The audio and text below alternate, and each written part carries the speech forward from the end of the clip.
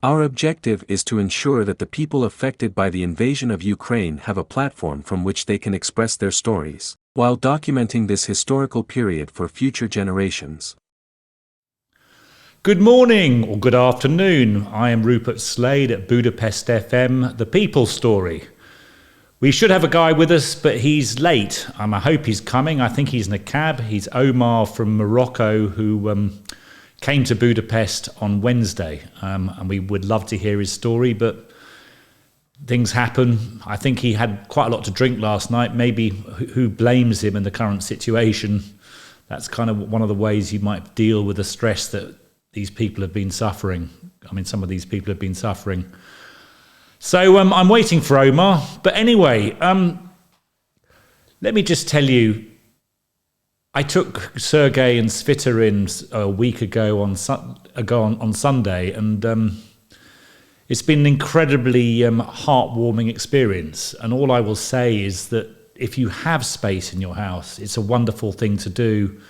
You get as much out of it as they get out of it. It's a wonderful feeling that you can actually help people, and for very little you can actually change someone's life. So I just say to all of you out there who have the capability, if you could take a family in for a night, or take a person or a couple or a mother with a child, it's the best thing you can possibly do. These people just need help, and little bits of help going an incredibly long way.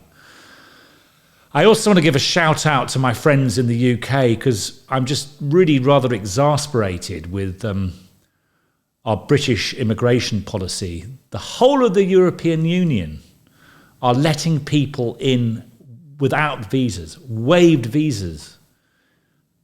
Svita and Sergey, who've been staying with me, are going to Portugal tomorrow. Portugal are opening their doors to refugees.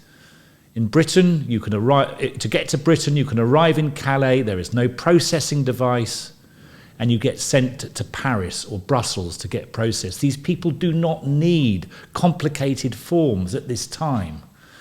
We've all seen World War II films. We've seen the Schindler's List of this world. This is a major crisis. And what upsets me from the bottom of my heart, is there are so many brilliant people in Britain who would take in refugees and would help. We are one of the richest countries in Europe. And for us to go and use process as a barrier and excuse in this ridiculous, incredibly difficult situation just saddens me deeply. So I want to get that off my chest. People who know me know that I'm slightly political, but on this is just about humanity. It's about people. We already have 1 million refugees in Poland at the moment. It's going to rise. We have 200,000 in Hungary. It's going to rise. Probably no more than 100, 150,000 would even try to go to the UK. Surely we have the capacity to take that tiny number as a population of 70 million. The Polish population could be growing by as much as 5 or 6%. We're only asking for the UK population to grow by 0.15, 0.2%.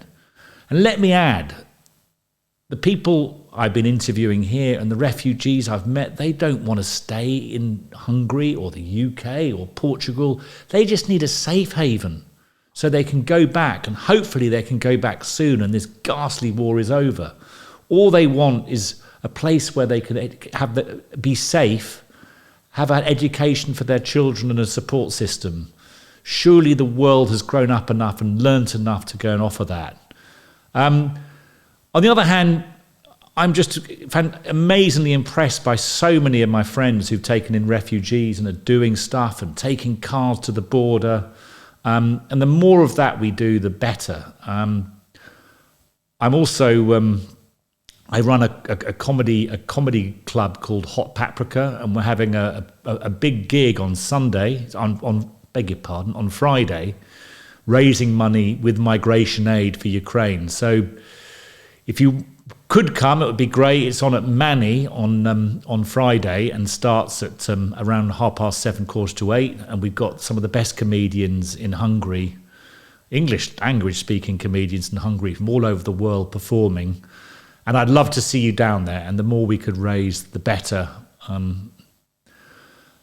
Now, I don't know, it's been a pretty emotional 9 days. In some ways, all these individuals have had their lives turned upside down.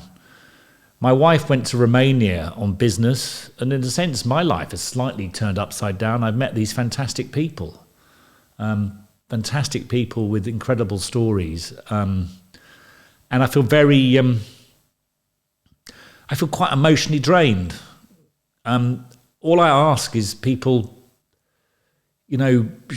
send the love out. Don't worry about the petty stuff in life. Don't worry about the politics. Keep off the internet. I know. Just help in any way you can. Go to Aldi, fill up a shopping trolley. There are ways and ways you can help.